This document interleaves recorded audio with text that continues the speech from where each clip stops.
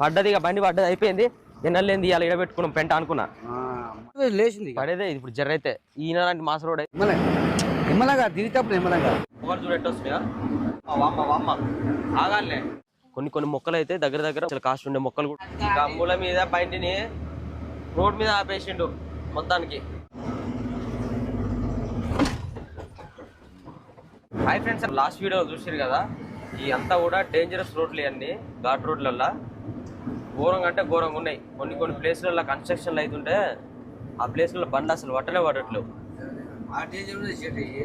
ఈడ కూడా కన్స్ట్రక్షన్ జరుగుతుంది.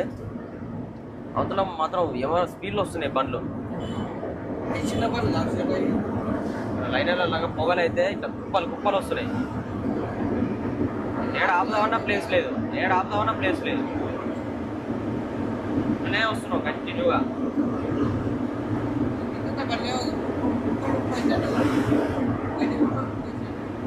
ఈ ఘాట్ రోడ్లు అన్ని తీయడం అనుకో మనకి.